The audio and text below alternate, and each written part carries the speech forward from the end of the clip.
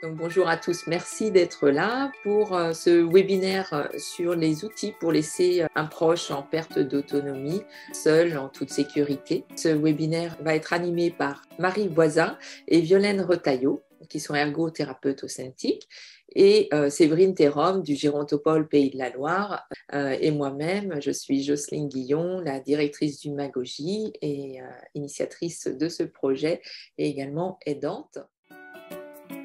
Autonomie, c'est une web-série qui est sur YouTube pour soutenir les aidants près d'un proche en perte d'autonomie. Ce sont des vidéos, des tutoriels qui sont réalisés avec des experts du médico-social, qui nous montrent des gestes et nous donnent des astuces pour nous soutenir dans notre vie d'aidant. Ce projet a démarré en 2019 et c'est soutenu toujours par Malakoff Humanis. Et puis, on a mis en place des webinaires mensuels pour ouvrir un espace d'échange et traiter d'autres sujets un peu plus larges. Donc ce projet, il est soutenu par la CARSAT Pays de la Loire et on réalise toujours ces projets-là avec l'expertise des professionnels et le partenariat avec le Gérontopole des Pays de la Loire. Donc voilà, je vous souhaite un bon webinaire et je vous laisse la parole, Madame Thérom. Merci beaucoup. Le maintien à domicile est une perspective positive pour de nombreuses personnes en perte d'autonomie.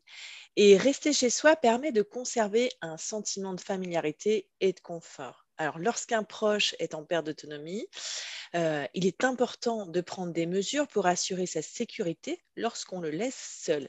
Il y a plusieurs facteurs à prendre en compte, plusieurs éléments à prendre en compte. Alors, pour mieux y répondre, on va s'appuyer sur nos expertes que nous avons invitées pour ce webinaire et nous allons leur poser les questions suivantes. Sur quels éléments devons-nous apporter une attention particulière pour prévenir tout incident? Et puis, comment évaluer les besoins et les risques de la personne qui va rester seule à domicile dans le cadre d'une perte d'autonomie. Et donc, ces questions, nous allons les poser à Marie Voisin et à Violaine Retailleau, qui sont toutes les deux ergothérapeutes pour le Cintiq, et elles vont nous apporter leur expertise sur le sujet. Bonjour, donc bonjour à tous et à toutes. Donc moi, je suis Violaine Retailleau, ergothérapeute au Cintiq. Et moi, du coup, Marie Voisin, également ergothérapeute au Cintiq. Et donc, on intervient régulièrement toutes les deux auprès de personnes âgées à domicile dans le cadre de différents accompagnements et en particulier auprès de personnes donc en perte d'autonomie et en situation complexe de maintien à domicile. Voilà, donc on va essayer de vous partager nos réflexions autour de cette thématique. Et on est reparti du coup sur un premier constat sur quels outils pour laisser un proche en perte d'autonomie seul à domicile et sans risque. Voilà, on va essayer de vous apporter notre éclairage, en tout cas notre réflexion autour de cette thématique. Donc pour commencer, déjà, on peut parler des risques. Ce qu'on voulait communiquer, c'est que le risque zéro à domicile il n'existe pas. Et ça en découle après notre accompagnement. C'est-à-dire que l'évaluation des risques est importante, mais on ne peut pas éliminer tous les risques à domicile. On a voulu illustrer la situation à domicile par cette photo. Déjà, vous pouvez voir quels sont les risques éventuels à domicile, du moins sur cette image.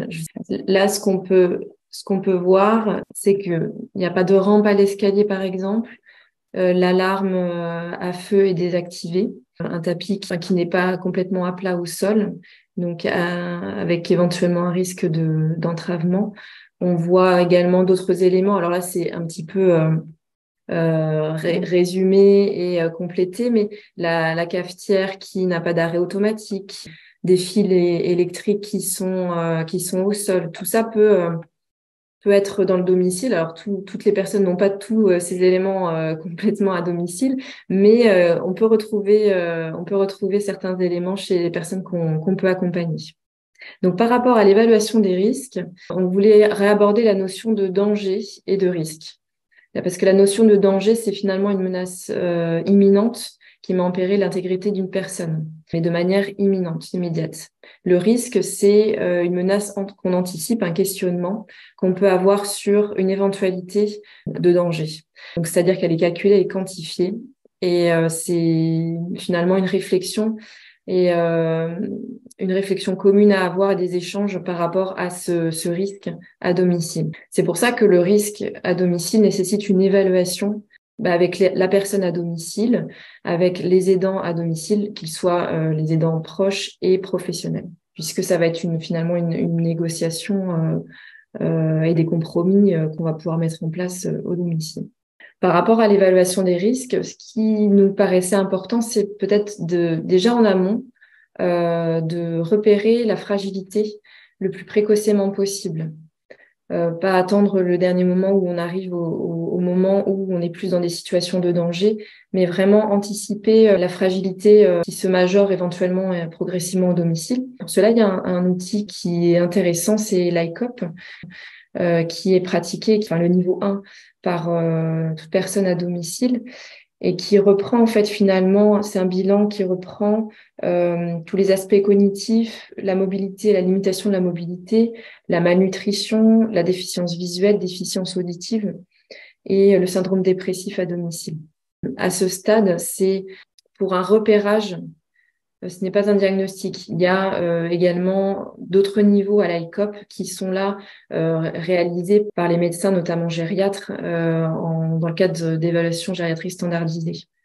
Par rapport à l'évaluation des risques, les risques ils peuvent être multiples et ils dépendent en fait des habiletés de la personne qui peuvent évoluer aussi dans le temps. Donc l'évaluation qu'on fait finalement, c'est un instant T. Quand nous on rencontre la personne et on essaye de faire une évaluation, un tableau de la personne à l'instant T. L'évolution de ces habiletés doivent être aussi prises en compte. Une réévaluation pourra être nécessaire. Les risques qui peuvent être observés à domicile, c'est d'abord des risques physiques qui peuvent être amenés à blesser la personne ou son environnement. Le risque principal, qu'on repère assez rapidement, c'est le risque de chute à domicile, qui peut être lié notamment à des difficultés motrices, des pertes d'équilibre qui peuvent se majorer avec l'âge notamment, et qui peuvent dépendre aussi de la participation de la personne en vie quotidienne, notamment pour le transport des objets, quand elle fait la cuisine, quand elle se déplace dans son logement ou à l'extérieur. Tout ça est finalement activité de vie quotidienne dépendante. Les chutes, elles peuvent être également, l'évaluation qu'on doit en faire, c'est l'évaluation de l'environnement. Qui peut être obstacle finalement à la personne, qui peuvent faire obstacle à la personne et en lien avec ses habiletés provoquer un risque de chute majoré. Les douleurs également peuvent être un risque pour les personnes. Les mises en danger qui touchent des éléments physiques du domicile, là on parle plutôt des risques de la personne et d'autrui aussi, notamment les personnes qui habitent en résidence, les risques d'incendie, gaz, de fumée qui peuvent être dans le domicile en lien avec la participation en vie quotidienne, toujours dans la cuisine notamment. Un autre risque physique, c'est la désorientation dans l'environnement intérieur, à l'intérieur du domicile et à l'extérieur du domicile, qui peut impacter sur la santé de la personne aussi, notamment les personnes qui peuvent sortir à l'extérieur de leur domicile, qui sont désorientées, qui restent longtemps à l'extérieur. Quand il fait chaud, il y a une déshydratation qui peut apparaître, etc. Voilà, c'est des risques importants. D'autres risques qui peuvent être à domicile, c'est la capacité à gérer l'alimentation, l'autonomie dans la gestion de l'alimentation, la préparation des repas et la prise de l'alimentation, qui va de pair avec le repérage aussi temporel de la personne qui peut être affectée à domicile. La gestion de la prise des traitements qui peut aussi impacter, notamment avec les risques de iatrogénie de la personne à domicile, peut avoir une conséquence sur le risque de chute et puis sur les troubles associés à différentes pathologies que pourrait avoir la personne. D'autres risques à domicile seraient des risques psychologiques liés à l'isolement de la personne âgée à domicile et également à prendre en compte l'épuisement des aidants qui sont finalement les personnes référentes à domicile pour la personne qui est en difficulté et qui, dans la compensation, peuvent être épuisées au fur et à mesure de l'accompagnement. Et ça, c'est vraiment, dans les risques à domicile, c'est quelque chose c'est un point à prendre en compte de manière importante. Par rapport à l'évaluation plus concrète qu'on peut en faire, notamment en ergothérapie, finalement, on s'appuie sur les habiletés de la personne à domicile, qu'elle soit motrice ou cognitive, en situation de vie quotidienne. C'est-à-dire qu'on évalue la personne en situation de vie quotidienne pour repérer finalement déjà les activités qu'elle pratique au quotidien, qu'elle a l'habitude de pratiquer, et comment dans son environnement, comment elle fait concrètement, qu'est-ce qui va la mettre en difficulté et pouvoir entraîner des risques à domicile. En fait, en fonction de cette évaluation, on pourra déterminer la réponse à apporter. C'est-à-dire, est-ce qu'il y a un réel entraînement finalement dans des habiletés à avoir? Est-ce que on s'oriente plutôt vers des compensations, c'est-à-dire la mise en place d'aides techniques ou des aménagements de domicile, ou est-ce que des compensations plutôt humaines, donc revoir le plan d'aide humaine à domicile qui n'est pas assez conséquent. Voilà, c'est un petit peu jauger quel besoin, quelle aide on pourrait apporter après à domicile. L'évaluation de l'environnement de la personne à domicile est essentielle à l'évaluation des risques. Quand on regroupe l'évaluation de l'environnement, c'est l'environnement architectural. On parlait tout à l'heure des obstacles à domicile. Est-ce que déjà dans le mobilier qu'il y a à domicile, est-ce que c'est trop chargé? Est-ce que le mobilier est adapté à la personne? Est-ce que ça va provoquer des obstacles qui pourraient la mettre en danger? L'environnement n'est pas que architectural, c'est également l'environnement humain qu'il y a à domicile. Est-ce qu'il y a des personnes, est-ce que la personne est isolée? Est-ce qu'il y a des aidants à domicile? S'ils ne sont pas à domicile, est-ce qu'il y a des aidants proches? Est-ce qu'il y a un environnement humain qui permette d'étayer un petit peu la situation à domicile?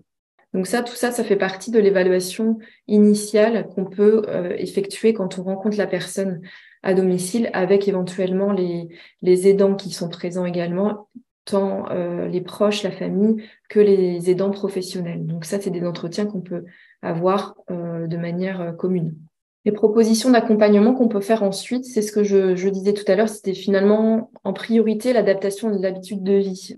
Avant de mettre en place des compensations, des outils de compensation, c'est voir comment on peut s'appuyer sur les habiletés de la personne pour qu'elle puisse continuer à faire des activités, mais en sécurité.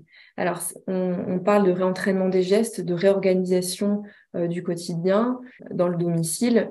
C'est finalement des habitudes de vie. L'adaptation de l'environnement humain, c'est est-ce qu'il y a nécessité de diffuser finalement l'information de qu'est-ce que la maladie, comment adapter ses comportements aussi à la personne qui peut être en situation de handicap.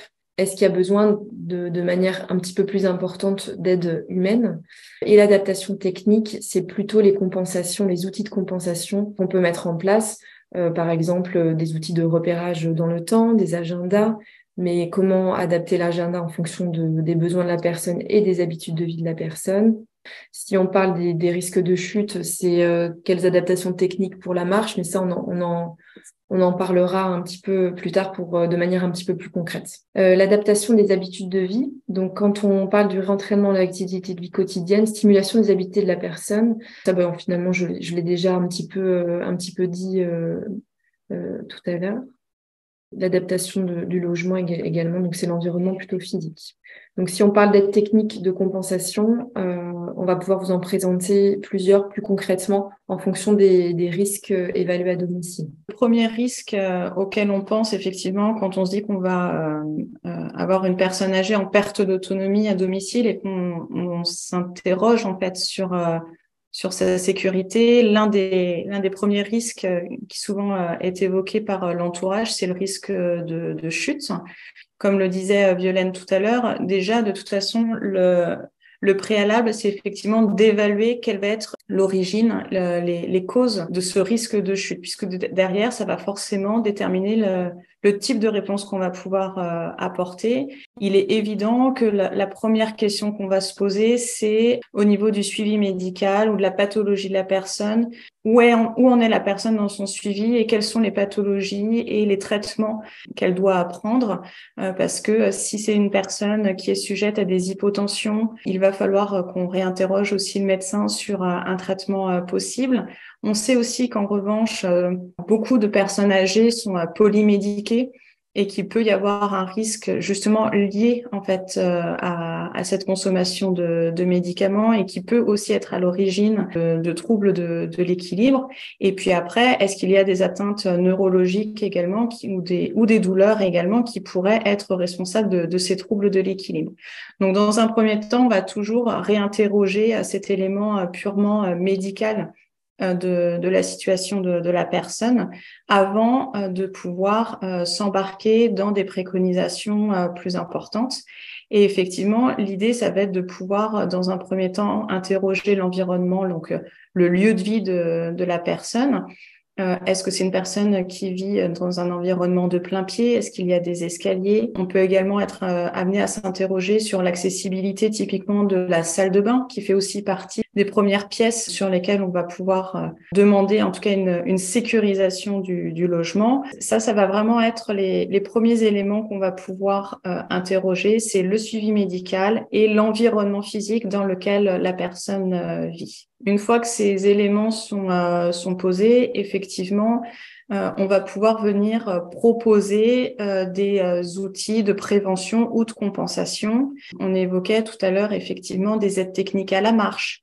Et donc là, l'ergothérapeute va pouvoir mettre en situation la personne dans son environnement et puis évaluer quelles sont ses capacités de déplacement pour pouvoir déterminer quelle est la meilleure aide technique. Ça peut être une canne, ça peut être un rollator. On va pouvoir venir graduer la réponse en fonction des capacités de la personne. Au moment des chutes, on sait très bien également que la problématique des transferts, que ce soit quand la personne va sortir de son lit ou alors lorsqu'elle va devoir se relever d'une chaise, ça aussi, ce sont des éléments qu'on va devoir interroger et pouvoir proposer des aides techniques à la compensation, que ce soit des barres de redressement en lit ou que ce soit éventuellement des fauteuils releveurs qui vont avoir un mécanisme de motorisation qui vont aider la personne à passer de la position assise à la position debout dans les meilleures conditions possibles. Mais ce qui est important de se dire, c'est que là, ce sont vraiment les évaluations dans le milieu de vie de la personne et avec les aides techniques qu'on imagine qui vont pouvoir vraiment définir le choix qui va être fait. Et il faut se laisser le temps justement de ces évaluations et de ces essais à domicile pour garantir que c'est la bonne aide technique et surtout que la personne va réellement l'intégrer, enfin, accepter l'aide technique et l'intégrer par la suite dans son quotidien. On voit trop souvent des rollators ou même des cannes qui sont préconisés parce que on a identifié un risque potentiel de chute, mais finalement la personne n'a peut-être pas été suffisamment interrogée ou en tout cas ne souhaite pas finalement utiliser cette aide technique. Et finalement, on n'a absolument pas sécurisé les déplacements à domicile parce que il n'y a pas eu d'acquisition, d'appropriation, je dirais, du matériel à domicile. Donc ça, c'est vraiment très important dans la démarche à domicile, c'est de pouvoir accompagner, expliquer et surtout montrer quel est l'intérêt et la plus-value de ce matériel pour la personne. Une des choses qu'on néglige souvent, c'est également toutes les possibilités d'éclairage et de luminosité. On sait très bien que les personnes âgées vont généralement avoir un début de déficience visuelle ou de déficience auditive. Et finalement, de pouvoir correctement éclairer certains lieux de passage, c'est vraiment indispensable. Ça permet de mieux marquer les obstacles potentiels. Donc, ça peut être en jouant effectivement sur la luminosité, l'adaptation des éclairages, mais ça peut aussi être de jouer sur certains contrastes visuels, sur les nez de marche, sur des choses comme ça qui vont pouvoir venir mieux marquer les obstacles au sol pour la personne. Et cette question autour de l'éclairage, ça peut également être extrêmement important au moment des levées la nuit. Beaucoup de personnes âgées se lèvent la nuit pour aller aux toilettes. Donc l'idée, c'est pas forcément d'avoir un éclairage trop fort qui pourrait être au contraire éblouissant et qui finalement serait totalement contre-productif, mais c'est de pouvoir guider avec un éclairage adapté aux troubles visuels de la personne, un éclairage qui va pouvoir faire tout ce cheminement entre la chambre à coucher et les toilettes pour sécuriser le déplacement sans réveiller le conjoint, parce qu'on sait très bien qu'on est aussi confronté à ce questionnement-là. Donc voilà, donc tout ça, c'est vraiment de questionner les habitudes de la personne et de pouvoir discuter autour de ces aides techniques-là. Et puis bien évidemment, le chaussage, qui est important, d'avoir quelque chose qui tient bien le pied, des fois avec un léger talon ou au contraire à plat en fonction des pathologies de la personne. En tout cas, c'est vraiment l'idée ici, c'est de se dire que quel que soit le matériel, on doit vraiment faire ça en concertation avec la personne. On a l'adaptation du logement, ça qu'on a déjà évoqué. Je sais, il faut quand même se dire que des fois, c'est pas forcément s'embarquer tout de suite dans des très gros travaux, mais qu'on peut déjà sécuriser en enlevant des obstacles ou en facilitant certaines zones de transfert. On peut déjà limiter les risques de chute liés au bâti. Et puis, bien évidemment, la question ultime, c'est la sécurisation et la téléassistance, c'est-à-dire une fois que malheureusement, s'il y a une chute, c'est comment avertir les personnes autour de soi. Donc, on a des systèmes relativement classiques qu'on connaît tous avec les bracelets ou les médaillons, donc que la personne va pouvoir activer dès lors qu'il y a une chute. Ce qui est important ici, c'est aussi de toujours s'interroger sur, une fois que l'alerte est passée, vers qui elle est relayée, quelle est la capacité d'intervention de ce relais et comment est-ce qu'on va pouvoir accéder au logement. Et ça, c'est aussi souvent une contrainte qu'on sous-estime, c'est comment est-ce qu'on va pouvoir rentrer dans le logement de la personne. Et donc, généralement, on peut prévoir aussi des boîtiers à clés à l'extérieur du logement, notamment pour permettre à des professionnels de pouvoir intervenir sans avoir à casser la porte, ce qui est d'autant plus traumatisant pour la personne à domicile. Il est clair que on a plein d'autres dispositifs de téléassistance qui existent. On a également la possibilité d'avoir des médaillons ou des bracelets qui vont pouvoir détecter la chute. J'attire ici votre attention sur le fait de se dire que ce sont des chutes brutales qui sont identifiées. C'est-à-dire que si la personne glisse de son fauteuil, il n'y aura pas de détection de la chute, puisque ce sont des accéléromètres généralement qui sont dans ces dispositifs-là. Et donc, il faut qu'il y ait une véritable accélération avec un arrêt soudain pour que la chute soit détectée. Ça reste des dispositifs qui sont très intéressants et qui permettent un envoi automatique vers la plateforme. Et on sait très bien que dans beaucoup de situations, quand les personnes sont tombées et sont au sol, même si elles ont une téléassistance sur elles, malheureusement, dans un certain nombre de situations, elles ne pensent pas. Elles sont tellement désorientées et choquées de ce qui leur arrive que même si elles ont un médaillon, il est possible qu'elles ne pensent pas à l'activer et à lancer l'alerte. Donc, c'est pour ça que dans certaines situations, on préfère basculer sur des détections de chute, même si on en connaît les limites. Il y a d'autres dispositifs également qui sont encore plus évolués et qui vont pouvoir mesurer certains paramètres physiologiques, c'est-à-dire qu'ils vont pouvoir s'apercevoir d'une modification des micro-mouvements et identifier justement que la personne est au sol et immobile. Donc là, la promesse qui est faite, c'est que même si la chute n'a pas été brutale, ce genre de dispositif peut envoyer une alerte, même s'il n'y a pas eu de chute brutale. C'est notamment le cas de certaines montres. Je crois que la montre Vivago en fait partie. Pour les dispositifs de téléassistance, on parlait tout à l'heure aussi de la désorientation spatiale. On sait très bien que certaines personnes âgées, notamment avec la maladie d'Alzheimer, vont parfois sortir de chez elles, des fois pour essayer de se rendre faire des courses ou pensent aller chercher leurs enfants à l'école. Enfin, on a plein de situations comme ça.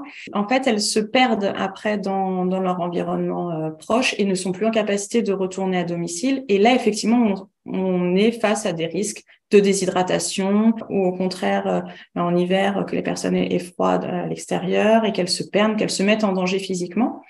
Donc il existe différents dispositifs et notamment les Kiwi GPS sur lesquels on va pouvoir paramétrer des quartiers, des zones dans lesquelles les personnes peuvent se déplacer et dès lors qu'elles franchissent cette zone géographique, une alerte peut être envoyée aux proches.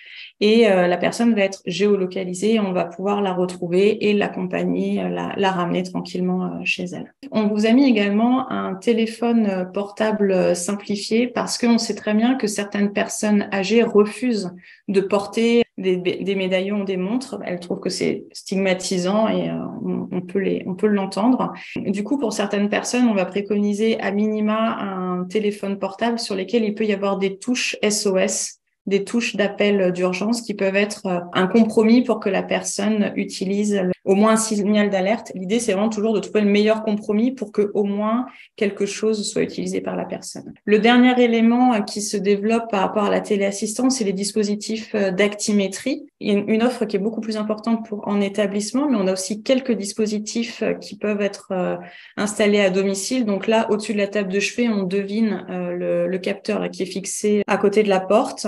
Donc ça, ce sont des dispositifs où on va pouvoir paramétrer en fait le volume de la pièce, l'emplacement du lit. Dès lors que la personne est immobile au sol, donc en dehors de la zone de lit qui a été paramétrée, une alerte peut être envoyée au service de téléassistance. Donc, ça peut être particulièrement intéressant, notamment pour les personnes qui vivent seules à domicile. On peut en tout cas sécuriser de façon assez robuste les chambres à coucher et le risque de chute dans la chambre à coucher. Par rapport aux autres types de risques auxquels on pense moins, c'est tous les risques d'incendie, d'intoxication aux fumées. Donc, la question de la préparation aussi des repas est quelque chose qu'on va systématiquement questionner. L'idée n'est pas de supprimer l'activité, mais plutôt de voir comment est-ce qu'on va pouvoir adapter l'activité pour que la personne continue à avoir cette autonomie.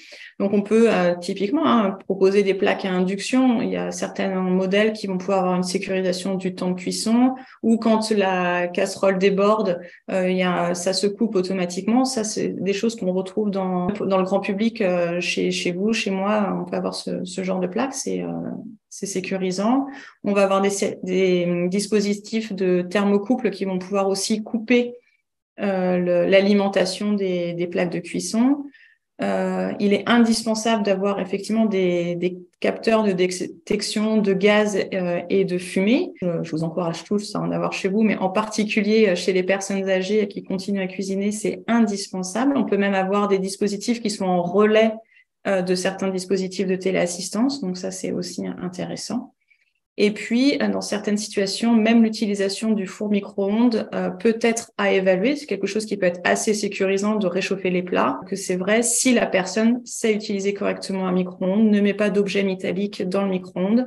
Et notamment lorsque les personnes ont des troubles cognitifs, ça fait partie des risques que l'on doit évaluer. Et il y a un véritable risque aussi sur l'utilisation de temps en temps du micro-ondes. Pour la personne, il y a également s'assurer du risque de brûlure. Donc, le mitigeur dans la salle de bain avec un repère thermique où on va pouvoir venir programmer la température de l'eau chaude, c'est quelque chose qu'on peut facilement installer et qui n'est pas stigmatisant. Dans la cuisine, je l'ai dit tout à l'heure, les plaques à induction qui restent relativement froides après l'utilisation. Et puis, dans certaines situations, les cache-prises qui sont aussi vraiment un outil qui va pouvoir sécuriser et en tout cas limiter l'utilisation de matériel électrique par une personne qui a des troubles cognitifs. Et on sous-estime souvent ce risque d'électrocution pour la personne âgée. La première chose, c'est les risques physiques auxquels on pense, mais finalement, tout ce qui va être de l'ordre de la désorientation, de l'agitation et du coup de l'angoisse et du stress de cette personne âgée qui reste à domicile, on y pense moins, en tout cas pas en première intention. Et ce qui est vraiment important, c'est de pouvoir sécuriser la personne aussi psychologiquement et émotionnellement chez elle. Et typiquement, le repérage temporel et spatial est vraiment extrêmement important, notamment quand il y a des troubles cognitifs qui s'installent. Donc, c'est de pouvoir éviter cette désorientation temporelle avec une horloge parlante ou en tout cas des horloges qui sont clairement installées dans l'environnement, qui vont pouvoir permettre à la personne de facilement se repérer dans le temps. Il en existe qui sont simplifiées, qui peuvent permettre juste de savoir si on est plutôt le matin, le midi ou le soir, et avoir ces grands repères du déroulé de la journée, de savoir à quel moment finalement les aidants aussi vont pouvoir arriver. Je sais que mon aidant va arriver cet après-midi. Ok, je suis encore le matin, c'est normal qu'il y ait personne. Enfin, et voilà. Et c'est d'accompagner aussi ça, c'est d'avoir un agenda simple sur lequel justement on sait à quel moment on va avoir de la visite pour ne pas non plus être surpris ou avoir cette impression d'intrusion chez soi et d'avoir une meilleure relation avec les aidants qui vont intervenir. Pour certaines personnes qui ont des troubles cognitifs importants, ils peuvent perdre aussi leurs repères et ne plus savoir où sont rangées leurs affaires. Et là, on va pouvoir proposer également des pictogrammes et évidemment d'avoir aussi des contrastes, que je disais tout à l'heure, visuels, importants pour tous ces pictogrammes, pour tous ces éléments de l'environnement et s'assurer que la personne ne va pas être angoissée chez elle. Et enfin, le dernier point, c'est lutter contre l'isolement parce que maintenir une personne chez elle à domicile, c'est effectivement souvent la première chose qui est verbalisée. La personne âgée à domicile peut très vite aussi avoir un sentiment d'isolement et de vivre en marge finalement de toute la société et de plus être intégrée dans la vie et la communauté. Donc, c'est aussi de se dire comment est-ce qu'on peut quand même maintenir un lien et permettre à la personne de sortir de chez elle. Donc, c'est vraiment pouvoir s'appuyer sur tout le tissu associatif qui intervient dans le quartier. Il y a des CCS qui ont des actions vraiment de qualité à destination des seniors. Ils peuvent même venir au domicile pour proposer de transporter les personnes vers les lieux où il y a des activités. On sait qu'à l'heure actuelle, le transport pour permettre à une personne âgée de sortir de chez elle est un véritable enjeu. Parce que dès qu'il y a des limitations fonctionnelles de déplacement, l'utilisation d'un fauteuil roulant, ça peut être problématique de les faire sortir de leur domicile. Mais en tout cas, ce lien social, pour moi, fait vraiment partie des choses à ne pas négliger quand on parle de maintien à domicile sans risque, parce que c'est vraiment un élément qui va permettre de maintenir la personne avec un état psychologique. Et derrière, finalement, tout le reste va être plus facile à compenser si on garde cette dynamique-là. Et enfin, le lien social, ça peut aussi passer par des technologies. Donc, on a des tablettes simplifiées qui permettent de faire des visios avec ses proches, avec des prises en main qui sont vraiment simplifiées, qui nécessitent un accompagnement par un professionnel à domicile, mais que ce soit les tablettes Ami, Compan ou Linote, par exemple, ce sont des dispositifs qui permettent de pouvoir garder un peu une fenêtre ouverte sur l'extérieur et un lien avec ses proches. Donc voilà, donc ça c'est ce que je vous disais. Toutes les tablettes également, il faut savoir qu'on peut en adapter, les tablettes grand public. On peut également travailler les paramètres d'accessibilité pour que ça puisse continuer à être utilisé même avec une dégradation un petit peu cognitive, en tout cas pour les personnes qui sont pas férues d'informatique, c'est possible. Et le maintien à domicile, c'est aussi la nuit. Il y a des dispositifs qui vont pouvoir proposer des sécurisations la nuit, des gardes itinérantes de nuit. Et enfin, on parlait de l'épuisement de l'aidant qui est la ressource à domicile de l'entourage ou professionnel. Sans lui, le maintien à domicile ne marche pas, ne fonctionne pas. Et des fois, il y a besoin de relais. Et du coup, les hébergements temporaires peuvent aussi être une alternative pour que on limite le risque, mais aussi le risque d'épuisement pour l'aidant qui est le pilier sur lequel on peut s'appuyer à domicile. Donc, qui peut vous accompagner dans la recherche d'une aide technique ou aménagement? L'ergothérapeute peut évaluer la situation à domicile en partenariat et en pluridisciplinarité avec les intervenants du domicile et médicaux. En tout cas, l'évaluation peut se faire directement chez la personne. Si vous avez besoin d'être accompagné dans l'acquisition d'une aide technique, vous pouvez contacter les ergothérapeutes en libéral, ou alors il y a d'autres dispositifs qui peuvent vous permettre d'accéder à des ergothérapeutes. Par exemple, en Maine-et-Loire, c'est la Technicothèque, ou c'est d'autres dispositifs les MDA. de ce type. Ouais. Les services du département peuvent orienter aussi les maisons départementales de l'autonomie dans lesquelles on fait les ouvertures de droits, notamment pour les droits APA, quand les personnes ont vraiment une perte d'autonomie, peuvent conseiller et orienter vers des professionnels qui vont venir faire l'évaluation en toute objectivité à domicile.